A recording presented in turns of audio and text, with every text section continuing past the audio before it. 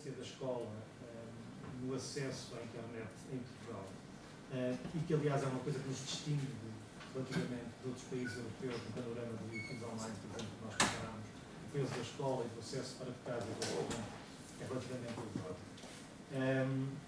Vemos também dentro de casa, que ele corresponde ao quadro à parte de baixo, do lado direito do vosso ecrã, vemos que o número de pessoas sem acesso dentro de escolhas, obviamente, em casa é bastante elevado, o que seria relativamente expectável. E, sobretudo, tentámos isso entre os mais jovens.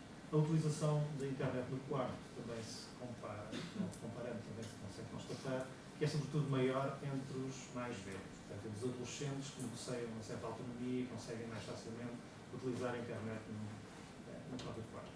Do ponto de vista do uso, em termos genéricos, pelo menos da forma como a questão foi colocada, se vocês repararem no tempo quadro que fica no canto superior a direito, reparam que os valores não diferem muito. Temos um uso, aqueles que usam ou declaram usar todos os dias ou quase, são mais sempre entre os mais velhos, que usam mais e também fazem mais coisas com a internet, mas ao mesmo tempo nós reparamos que as diferenças não são muitas, é ligeiramente mais no caso dos dados que obtivemos para o UFIT online.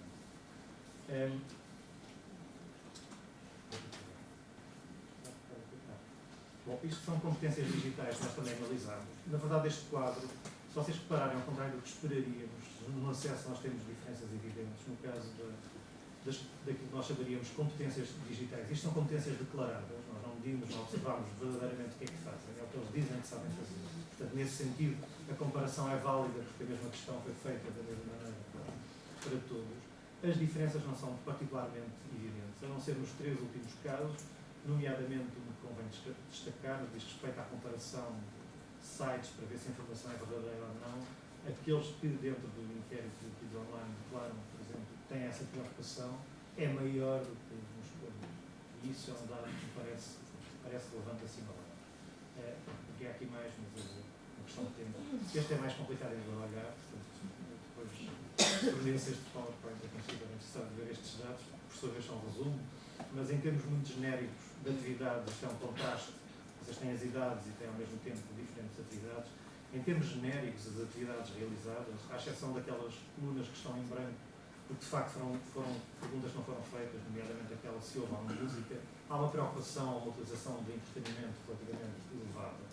A utilização escolar aparece, ou do computador para escolares, aparece como elevada em ambos os casos, em grande medida porque também é uma imposição da própria escola, portanto, compreende que isso aconteça. Há uma ligeira utilização um pouco mais intensa para fins de entretenimento, no caso do inquérito de escolhas por comparação com o Kids Online.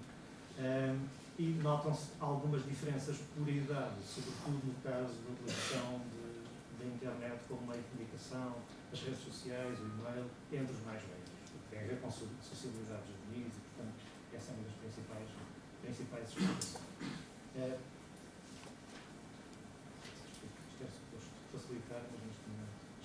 Já agora, este último destaque, este valor bastante baixo no que diz respeito e é relevante porque tem a ver com o que eu vou explicar a seguir, em relação aos blogs, tem a ver com o problema metodológico, da forma como a questão foi colocada.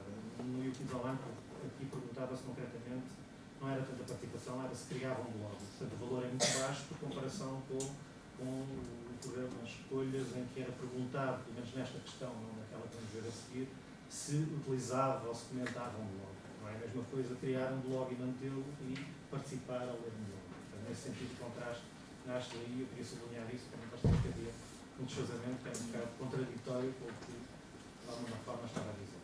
Na verdade, o que nós notámos dentro desta amostra, isto veio de alguma forma contracorrente, quer dizer, há problemas a nível do acesso nesta população, a nível dos estudos, mas a nível dos usos, e uma vez garantindo há algumas semelhanças e até alguns grupos que se destacam a nível da participação.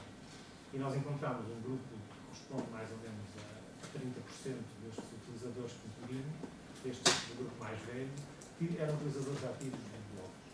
E, portanto, de certa forma, estas questões não só de um uso mais generalizado ou para entretenimento, mas associado a um certo esforço de utilização da internet como forma de participação, ou, embora em alguns casos também como forma de representação dos seus próprios interesses e algo muito centrado na sua própria atividade, estava presente. Portanto, nós encontramos cerca de 31% que tinham, de facto, mantinham um blog regularmente. Uma parte do blog, essa também é uma explicação, tinha sido iniciado por questões escolares. Mais uma vez reforça a ideia que é através da escola que uma parte da utilização da internet é estimulada. E, portanto, a criação do blog tinha passado um bocado por aí. Nós, cruzando isto com outras características anteriores, vimos que esta população tinha também características particulares. Eram os que utilizavam mais sítios, eram aqueles que utilizavam com maior intensidade, eram aqueles que declaravam ter competências para as outras características todas mais elevadas. Portanto, de certa forma, há aqui um efeito congregado de uma série de aspectos. Tem a ver não só com o simples acesso, como dizia inicialmente, mas também com formas de utilização mais intensas e que se traduzem em diferentes usos, e nomeadamente numa utilização que passa pela criação de um blog. Os blogs essencialmente tinham duas funções, uma de autoexpressão, falavam de si, das suas idiosincrasias, eu sou isto, eu gosto de fazer isto, estes são os meus endereços, como forma de lazer também e discussão generalizada de várias outras temáticas. Isto são algumas citações, porque nós temos uma pergunta aberta, só exemplificativas. Na verdade, a curiosa é aquela que decide do canto superior a direito, diz que criei, por criar e depois terminei. Portanto, isso também acontece. Criar um conteúdo e depois deixá-lo abandonado ou por isso simplesmente nunca mais utilizar na minha vida. Neste sentido, a questão da participação e da utilização tem que ser discutida. Bom, notas finais, só temos um minuto. A questão essencial, na verdade, que nós temos de discutir não é só do mero acesso, é a questão do acesso e da utilização e concretamente da participação. E estes centros de inclusão digital permitem o acesso e a participação para populações que habitualmente não têm desta maneira e que nesta medida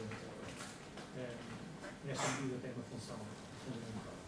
Comparando os inquéritos, nós notamos algumas diferenças, e não vou entrar aí, então não perder tempo, nós já falamos dela. Queria só destacar, de facto, alguma implicação que tem o facto de termos estudado estes centros, é uma conclusão que nós retiramos daí. Para alguma população, estes são o único contexto de utilização da internet e, neste sentido, eles são importantes.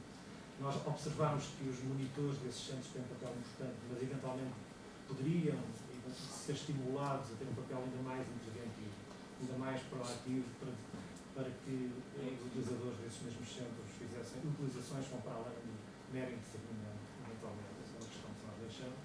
E, finalmente, uma nota final, mas que nos diz respeito genericamente, é que é sempre necessário, e neste caso em concreto, mais investigação comparada e eventualmente a possibilidade de permitir generalizações que permita perceber uma série de questões que nós só conseguimos aflorar